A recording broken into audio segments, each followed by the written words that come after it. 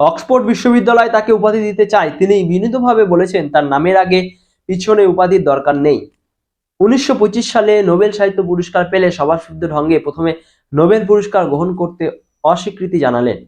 কে এই ভদ্রলোক? নিজের সৃষ্টির বিশ্বব্যাপী স্বীকৃতিস্বরূপ পুরস্কার ডিগ্রি গ্রহণে এত অনীহা?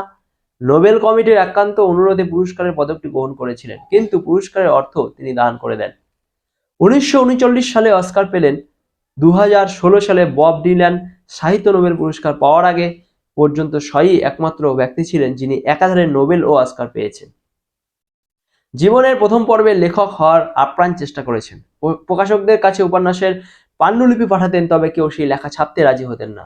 হতাশ হয়ে সিদ্ধান্ত নিয়েছিলেন আর যাই হোক তিনি কোনোদিন লেখক হওয়ার চেষ্টা করবেন না। শেষ পর্যন্ত নিজের প্রতিজ্ঞা ধরে রাখতে পারেননি। আবার লেখা শুরু করলেন, তবে উপন্যাস নয়, নাটক। আর এই নাটক তাকে বিশ্বজোড়া খ্যাতি এনে দিল। তিনি পৃথিবীর অন্যতম শ্রেষ্ঠ নাট্যকার জর্জ বার্নার্ড শ, বিশ্বের প্রথম ব্যক্তিত্ব যিনি একাধারে নোবেল জয়ী আবার অস্কারও জিতেছেন। ছোটবেলায় ধারাবাঁধা ছকের পড়াশোনা, পরীক্ষা এসব কিছুই তার ভালো লাগতো না। পাঠ্য বইয়ের থেকে বাইরের জগৎ আকর্ষণ করত। কিশোর বয়সে স্কুলের বদলে বাড়িতেই পড়েছেন সাহিত্য, ইতিহাস, দর্শনের অনেক বই। তবে এসবের মধ্যে মুগ্ধ করেছেন শেক্সপিয়ারের নাটক। মনে মনে ভাবতেন একদিন তার মতো সমস্ত নাট্যকর হবেন। জীবনে চলার পথ মসৃণভাবে চলে না। বাবার ব্যবসার মন্দার ফলে জমির দলিলের অফিসে চাকরি নিলেন। অফিসের কাজ করেন, ফাঁকে লেখেন, পত্র পত্রিকায় নিয়মিত লিখতেন, তবে সেখানেও তার লেখা কেউ ছাপত না। শেষ পর্যন্ত একদিন একটি চিঠি পত্রিকায় ছাপা হলো। সেটাই বার্নার্ড শর জীবনে প্রথম মুদ্রিত লেখা। তখন তিনি 15 বছরের। চাকরিতে পদোন্নতি হলো, যদিও চাকরিটা খুব একটা ভালো লাগতো না। একদিন ভাবলেন চাকরি করে নিজের জীবনের আসল লক্ষ্য থেকে সরে যাচ্ছে। 10 পাউন্ড সঙ্গে নিয়ে ইংল্যান্ডের উদ্দেশ্যে বেরিয়ে পড়লেন। তখন সবে টেলিফোন চালু হয়েছে। সেখানে নতুন চাকরি নিলেন। কোম্পানি বন্ধ হওয়ায় বার্নার্ড শয়ের চাকরি চলে গেল। তবে ওই চাকরির প্রতি এমনি কোনোদিনও ভালোবাসা ছিল না।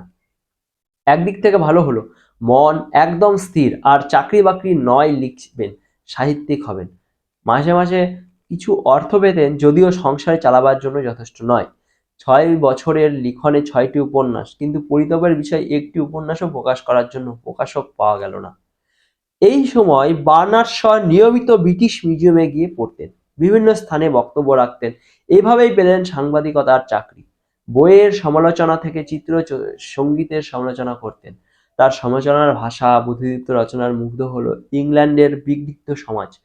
যখন বার্নার্ডকে ইংল্যান্ডের মানুষ বেশ ভালোভাবেই চিনতে পেরেছে, তখন একদিন বন্ধু উইলিয়াম আচার্য বলেন, ভালো নাটকের বড় অভাব। তিনি বাধ্য হয়ে নিম্নমানের সব নাটক মঞ্চস্থ করতে হচ্ছে। বন্ধুর কথায় নাটক লিখতে শুরু করে লেখা শেষ করলেন না। মাঝে অনেকগুলো দিন চলে গিয়েছে, অসমাপ্ত নাটক আবার লেখায় হাত দিলেন। নাটকের নাম দিলেন দ্য উইডোয়ার্স হাউসেস। 1892 সালে 9 ডিসেম্বর নাটক মঞ্চস্থ হলো, তবে দর্শকরা নাটককে গ্রহণ করলেন না। যদিও রাতারাতি এই নাটককে বার্নার্ড শকে নাট্যকার হিসেবে পরিচিতি দেয়। 1892 সালে 9 ডিসেম্বর নাটক মঞ্চস্থ হলো, তবে দর্শকরা নাটককে গ্রহণ করলেন না। যদিও রাতারাতি এই নাটকটি বার্নার্ড শকের নাট্যকার হিসেবে পরিচিত দেয়। 1893 সালে প্রকাশিত হলো দ্বিতীয় নাটক দ্য ফিলান্ডার। বার্নার্ড শয়ের চতুর্থ নাটক আর্মার্ড অ্যান্ড দ্য ম্যান দেখে প্রিন্স অফ ওয়েলস বলেছিলেন, নাট্যকার নিশ্চিত পাগল। তারপর 4টি নাটক লিখে বার্নার্ড উপলব্ধি করলেন, যত বাধা বিপত্তি আসুক তিনি তার লক্ষ্যে অটল থাকবেন। শুরু করলেন নতুন নাটক ক্যান্ডিডার। লন্ডনের স্ট্যান্ড থিয়েটারে প্রথম অভিনীত নাটকটি হলো পেল দর্শকদের অকুণ্ঠ ভালোবাসা। আরও বেশি নাটক লিখবেন বলে সাংবাদিকতা ছেড়ে দিলেন। খ্যাতি, যশ তখন হাতের মুঠোয়। তবে এতদিনের জীবন সংগ্রামের শরীরের যত্ন নিতে পারেননি। অসুস্থ হয়ে পড়লেন। ডাক্তাররা বলেছিলেন তিনি আর বাঁচবেন না। ততদিনে জীবনে এসেছেন চার্লোট। দিন রাত সেবা করে বার্নার্ডকে সুস্থ করে তুললেন। তারপর চার্লোট হলেন বার্নার্ড শয়ের জীবনসঙ্গী। শুধু জীবনসঙ্গী বললে ভুল হবে, তিনি ছিলেন স্বামীর প্রকৃত সঙ্গী, সখী, গৃহিণী, বন্ধু। সিজার অ্যান্ড ক্লিওপেট্রার পরে বার্নার্ড শ লিখলেন তার জীবনের অন্যতম শ্রেষ্ঠ নাটক ম্যান অ্যান্ড সুপারম্যান। এই নাটক অভিনীত হওয়ার সাথে সাথেই সবাই স্বীকার করলেন শ শুধু ইংল্যান্ডে নয়, বিংশ শতকের পৃথিবীর অন্যতম শ্রেষ্ঠ নাট্যকার। প্রথম বিশ্বযুদ্ধের পর জোয়ান অব আর্কের জীবনে অবলম্বনে লিখেছেন সেন্ট জোয়ান। এই নাটক বার্নার্ড শকে পৃথিবীর অন্যতম শ্রেষ্ঠ মনীষা বলে মান্যতা দিল। তার প্রকাশিত নাটকের সংখ্যা 62। এই নাটকগুলো তাকে বিশ্বের অন্যতম প্রতিভাবান নাট্যকারের খ্যাতি এনে দেয়। নাটকগুলো বিশ্বের বিভিন্ন ভাষায় অনুদিত হয়েছে। তার সম্পর্কে বিশ্বের মানুষের অভিমত, তিনি দেশকাল জাতির ঊর্ধ্বে, তিনি বিশ্বমানব, বিশ্ববিবেক, তিনি বিশ্বের সর্বকালের শ্রেষ্ঠ নাট্যকার বানোৎসং।